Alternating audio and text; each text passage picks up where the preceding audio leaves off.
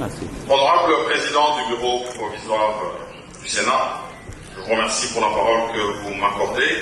Honorable Président, honorable membre du Bureau provisoire, honorable sénateur, estimés collègues élus des élus et représentants légitimes de notre province. Permettez-moi de prime abord de vous adresser mes salutations les plus fraternelles en ce moment solennel et historique.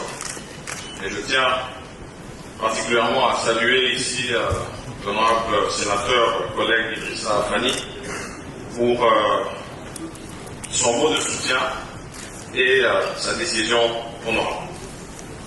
Mais aussi l'honorable sénateur Mukamba pour son allocution. Je tiens à vous réitérer mes vifs remerciements pour avoir accepté de prendre part à cette séance d'audition des allocutions de campagne pour l'élection des membres du bureau définitif de notre Chambre parlementaire. C'est pour moi un grand honneur et une grande responsabilité que de me présenter devant toutes ces éminences que vous êtes. Et je reconnais plusieurs d'entre vous, si pas tous, dont je suis personnellement témoin de la pertinence et la qualité du travail qui ne cesse d'abattre dans notre pays. C'est un honneur, disais-je, de prendre la parole pour vous faire part de mon ambition, de présider aux destinées de la prestigieuse institution qu'est le Sénat. Notre Chambre, qui tire son existence de la Constitution, ses articles 100, 104, 105 et 106, constitue une partie essentielle de la vitalité de la démocratie en République démocratique du Congo. Par ce fait, il s'avère nécessaire que nous, honorables sénateurs, puissions hisser toujours plus haut son image de noblesse et montrer son importance dans le microcosme des institutions de notre pays. C'est dans ce cadre et pour cet objectif spécifique que s'inscrit ma candidature comme président du bureau définitif du Sénat. Certes, je mesure la portée de cet enjeu et ce avec une certaine gravité, vu les attentes de notre peuple et les missions assignées à cette chambre des sages que nous constituons. Ainsi, pour m'assurer de la meilleure perception possible de ma candidature par votre auguste assemblée, honorable sénateur, j'ai pris la précaution de mettre à votre disposition un support de communication contenant quelques informations sur ma personne et sur les raisons qui m'ont poussé à me porter candidat du pouvoir central.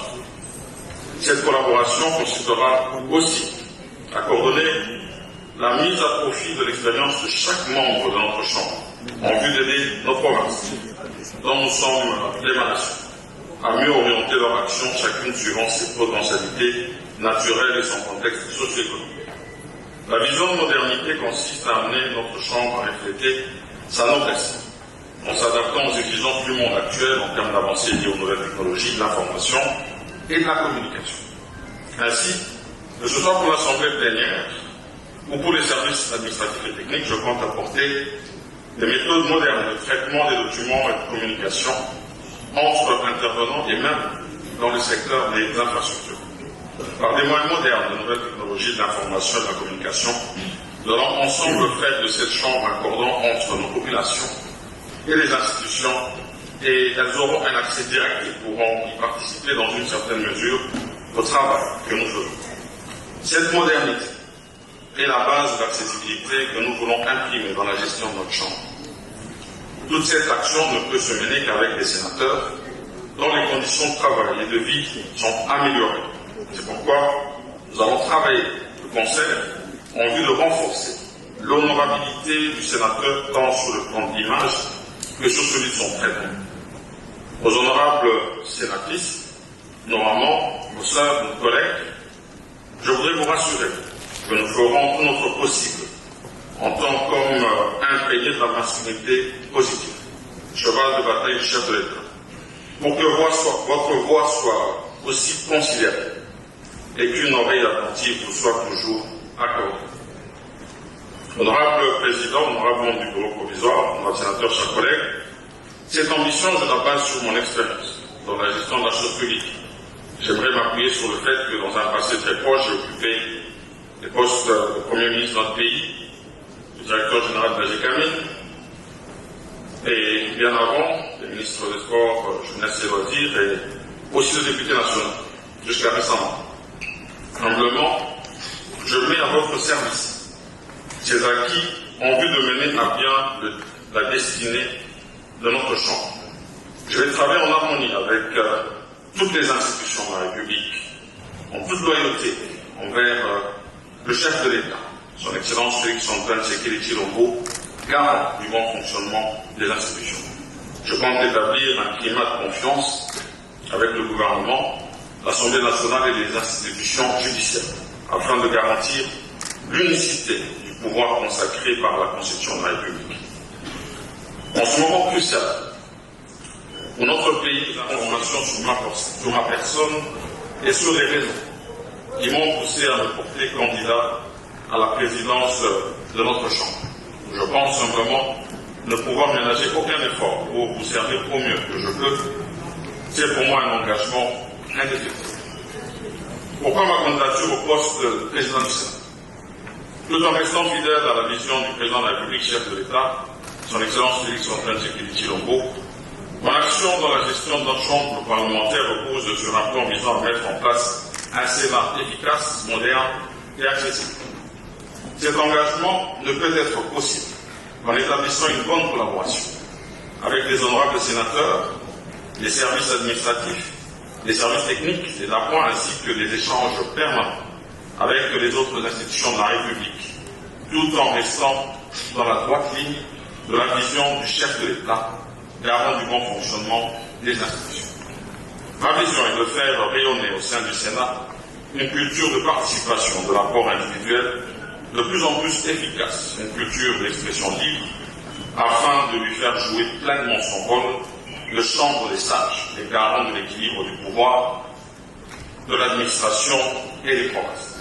Le Sénat devra jouer son rôle d'élaboration, d'analyse et d'adoption des textes de loi. Il devra exercer en toute indépendance le contrôle sur le gouvernement, les institutions d'appui à la démocratie, les entreprises publiques, les établissements publics et services publics. Le Sénat a aussi une vocation diplomatique, consistant à porter haut et fort les intérêts de la République sur l'échiquier mondial. C'est ici l'occasion de saluer les efforts fournis par son Excellence Monsieur le Président de la République dans plusieurs secteurs touchant à la vie de notre population. Efforts parmi lesquels nous pouvons citer des ambitieux programmes de la gratuité de l'enseignement primaire, aujourd'hui devenu une réalité, la couverture santé universelle en phase d'opérationnalisation dans toutes les provinces de la République et le vaste projet de développement local des 145 territoires. Plusieurs réformes au bénéfice de nos forces armées, notamment la loi de programmation militaire, des réformes dans la fonction publique, la construction des infrastructures à travers le pays, l'accroissement des recettes, et tant d'autres réalisations du chef de l'État. L'existence du Sénat dans notre pays est une opportunité assez pour la vitalité de notre démocratie. Et son rôle ne peut se discuter. C'est pourquoi je m'engage à ouvrir des discussions sur la possibilité pour notre Chambre d'accroître la collaboration avec les provinces afin de faire entendre leurs desiderata auprès du pouvoir central. Cette collaboration consistera aussi à coordonner